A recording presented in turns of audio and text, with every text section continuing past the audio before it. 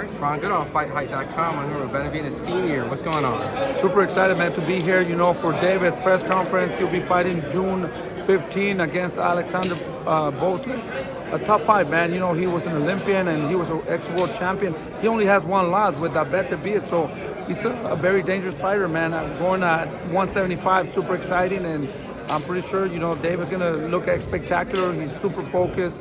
We're training super hard. Everything's going well, and I'm excited to be here. Without going into details, I know they sparred against each other before, but not just sparring. How much has David improved since that sparring? Oh, man, time? I would say like 6-7 times back then, His level's in another level. He was only like 21, and Gvozdyk was at his prime. David's at his prime now, so it's tough. But at the end of the day, I think Gvozdyk is getting himself ready for this opportunity, because if he beats David, man, his world will change. Yeah. You cannot let that happen. If we beat him, nothing's gonna really happen, to be honest, But if he wins, and we know that he's gonna come prepared and ready to upset, David. But I want to let him know, we're training hard. We're gonna knock him out. It was a cool moment with your son and Gervonta where it was like a warrior's respect, right? Yeah, for sure, man. Hell yeah, I'm happy this dude's on my card. Yeah, imagine, the first time, when they called us and they said, we don't want to be disrespectful, but would you be interested in fighting in Tank's undercard? Fuck yeah, dude. For us, there's no egos, man. Us, we just want to stay busy.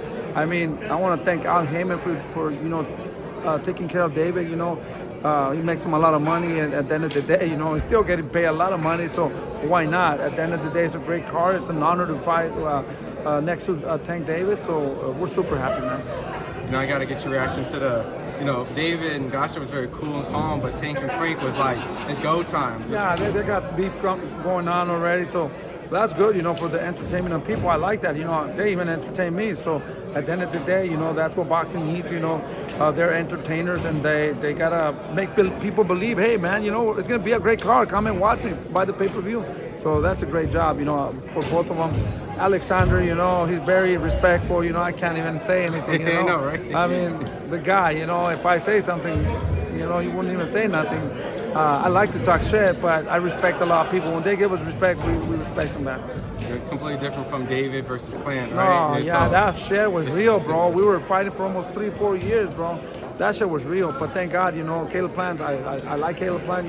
He showed me that he's a warrior, and, I cheer for Caleb Plant. If he's fighting somebody else, he got my heart. I'm a big fan of Caleb Plant, so I follow him on Instagram, and, I think he's doing great, and I would love to see him fight Berlanga, Yeah, they got into it. That. They got into it. That would be a great fight, and I tell these guys, like Berlanga, Morel, fight Caleb Plant, fight Boo Boo, and show the people that you guys are ready, because these guys are good, but show them with these guys, hey, look, I stopped these guys, give me the opportunity. That would be great, People will want to see that fight.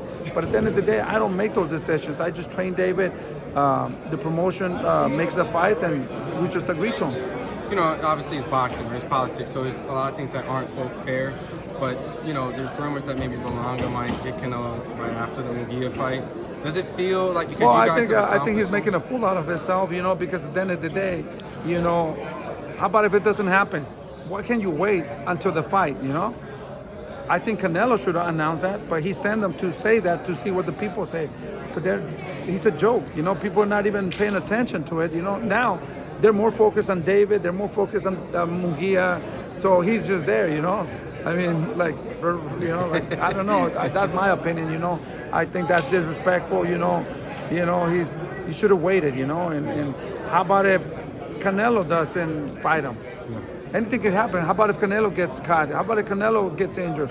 How about if, Munguia beats him, You never know, you can't promote a fight that, why would I be promoting a fight that I'm not sure it's going to happen? Correct. And a lot of things could happen, So I got to take care of business, on June 15, and hopefully everything goes well. And after that, after a week, we make a decision, So at the end of the day, they can do whatever they want, man. To me, to be honest, I wouldn't fucking do that, I mean, hey, I'm here, to make Canelo's next fight, That shit might never happen, Yeah. So exactly. I think, and to me, those are just exhibition fights for Canelo. You know, I don't think he needs the belts to fight these guys. You know, he will make a lot of money, but he wouldn't be pressured. You know, to fight like David and all them. You know, you can still have exhibition fights and make a lot of fucking money because you already got the name and you can do whatever you want. You know, but when you got the belts, we're coming for you. My last two set of questions is, the news about Ryan Garcia. Obviously, he has to get his B sample cleared out, so there's time. But just your initial reactions, do you feel that those things? You know what, man? Ryan Garcia, I gotta give a big shout out to Ryan Garcia. I don't know who's guiding him or what's happening, but he's all over the news. I think that's good for boxing and good for entertainment. You know, at the end of the day, you know. Yeah, I don't know, man. But Last question, you can get going. yeah, all right. Awesome, appreciate it. Thanks for the time.